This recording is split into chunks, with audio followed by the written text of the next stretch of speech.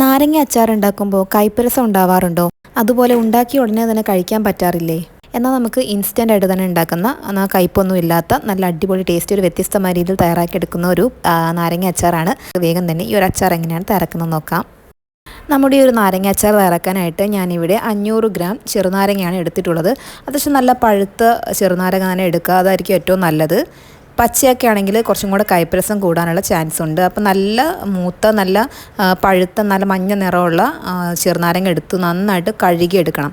നന്നായി കഴുകിയ ശേഷം അതിനകത്തുള്ള വെള്ളമെല്ലാം ഒപ്പണം കേട്ടോ. അതിനകത്ത് ഒട്ടും തന്നെ വെള്ളത്തിൻ്റെ അംശം ഉണ്ടാകാൻ പാടില്ല. അത് എന്തുകൊണ്ടാണ് എന്നുള്ളത് ഈ വീഡിയോ നിങ്ങൾ സ്കിപ്പ് ചെയ്യാതെ കാണാം, അപ്പോഴേ നിങ്ങൾക്ക് മനസ്സിലാവുള്ളൂ ഞാൻ എന്തുകൊണ്ടാണ് വെള്ളത്തിൻ്റെ അംശം ഒന്നും ഇതിനകത്ത് ഉണ്ടാവാൻ പാടില്ല എന്ന് പറയുന്നത്.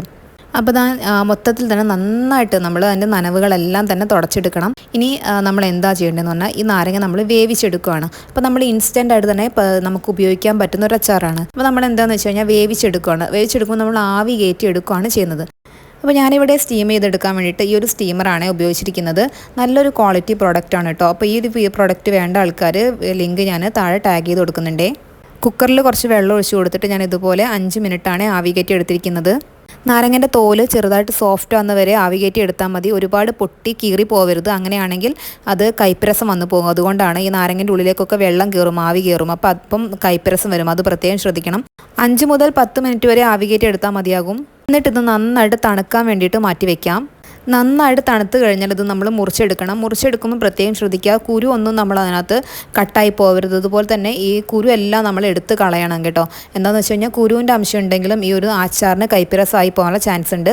പിന്നെ ഞാൻ നേരത്തെ പറഞ്ഞതുപോലെ വെള്ളത്തിൻ്റെ അംശം ഒരു കാര്യത്തിലുണ്ടാകാൻ പാടില്ല. നിങ്ങൾ ഏത് പാത്രങ്ങളാണോ ഉപയോഗിക്കുന്നത്, കത്തിയാണെങ്കിൽ ഒന്നിനകത്തും വെള്ളത്തിൻ്റെ അംശം ഉണ്ടാകാൻ പാടില്ല. അങ്ങനെ ഉണ്ടായിക്കഴിഞ്ഞാലാണ് ഇത് കയ്പ്പരസം വരുന്നത് കേട്ടോ. നാരങ്ങയ്ക്ക് അത് പ്രത്യേകം ശ്രദ്ധിക്കണം ഈ അച്ചാർ ഉണ്ടാക്കുമ്പോൾ. അങ്ങനെ ഞാനിത് ആ കുരു എല്ലാം കളഞ്ഞ് ഇതുപോലെ കട്ട് ചെയ്ത് എടുത്ത് വെച്ചിട്ടുണ്ട്, ചെറിയ ചെറിയ പീസാക്കിയിട്ട്. അപ്പോൾ നമുക്ക് എന്ത് ചെയ്യാം, ഇനി നമ്മൾ ഇതിനകത്തോട് ചേർത്ത് കൊടുക്കുന്ന ഉപ്പാണ്. ഉപ്പ് ചുടുമ്പോൾ ശ്രദ്ധിക്കുക, ഉപ്പിൻ്റെ അളവും കൂടുതലായി പോയാൽ കയ്പ്പരസം വരാൻ ചാൻസ് ഉണ്ട്. അച്ചാറല്ലേ, അതുകൊണ്ട് കൂടുതൽ ഉപ്പിടാന്ന് പറഞ്ഞ് കുറേ ഉപ്പ് വാരി ഇടരുത്. പ്രത്യേകിച്ച് നാരങ്ങ അച്ചാറിലേക്ക് ഉപ്പ് കൂടിയാൽ കയ്പ്പരസം വരും. അപ്പോൾ ഞാനിപ്പോൾ ഒരു 1/4 കപ്പ് അളവിൽ കല്ലുപ്പ് എടുത്തിട്ട് ഒന്ന് മിക്സ് ചെയ്ത് കൊടുത്തിട്ടുണ്ട്. ഇനി ഇത് നമുക്ക് എന്താണെന്ന് വെച്ച് കഴിഞ്ഞാൽ കുറച്ച് നേരം ഒന്ന് മാറ്റി വയ്ക്കാം. ഇനി നമുക്ക് അച്ചാർ തയ്യാറാക്കാനായിട്ട് ഞാനൊരു പാത്രം എടുത്തിട്ടുണ്ട്. ഇവിടെ സ്റ്റീലിൻ്റെ പാത്രമാണ് എടുത്തിരിക്കുന്നത്. എപ്പോഴും നോൺ റിയാക്റ്റീവ് ആയുള്ള പാത്രം എടുക്കുന്നതാണ് അച്ചാർ ഉണ്ടാക്കുമ്പോൾ ഏറ്റവും നല്ലത്. അതുപോലെ തന്നെ ചൂടായി വരുമ്പോഴത്തേക്കും ഞാൻ ഇതിനകത്തോട്ട് ഒഴിച്ചു കൊടുത്തിരിക്കുന്നത് നല്ലെണ്ണയാണ് അച്ചാറിന് ഏറ്റവും ബെസ്റ്റ്. അപ്പോൾ എണ്ണ ചൂടായി വരുമ്പോൾ അതിലേക്ക് നമ്മൾ 1 ടീസ്പൂൺ കടുക് പൊട്ടിച്ചിട്ടുണ്ട്.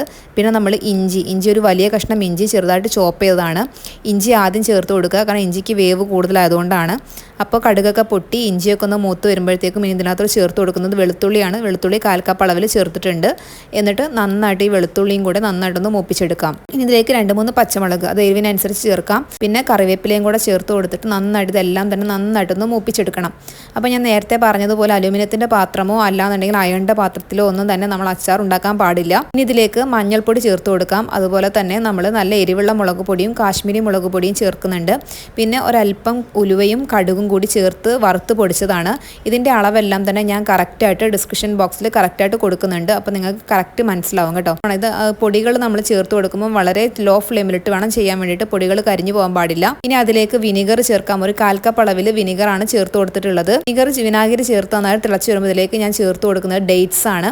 ഡേറ്റ്സ് ഞാനിവിടെ 1/2 കിലോ ചെറുനാരങ്ങയ്ക്ക് ഏകദേശം 200 മുതൽ 250 ഗ്രാം ഡേറ്റ്സ് ആണ് എടുത്തിട്ടുള്ളത്.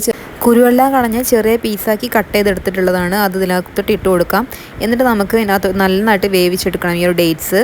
അപ്പോൾ ഞാൻ അതിനകത്ത് കുറച്ച് കായപ്പൊടിയും കൂടെ ചേർത്ത് കൊടുത്തിട്ടുണ്ട്. ഇനി ഇതിനകത്തോട്ട് ഈ ഡേറ്റ്സ് വേവാൻ പാകത്തിനുള്ള വെള്ളം ഒഴിച്ചു കൊടുക്കാം. ഞാനിപ്പോൾ ഇവിടെ 1 കപ്പ് വെള്ളമാണ് ഒഴിച്ചു കൊടുത്തിട്ടുള്ളത്. അത് നമ്മളുടെ ഗ്രേവിക്ക് അനുസരിച്ച് നമുക്ക് ചേർത്ത് കൊടുക്കാം. കാരണം ഡേറ്റ്സ് വെന്ത് വരുമ്പം വെള്ളം എല്ലാം വറ്റി നല്ല തിക്കായി കുറുകി വരും. അപ്പോൾ അതിനനുസരിച്ച് നമുക്ക് വെള്ളം ഒഴിച്ചു കൊടുക്കാം.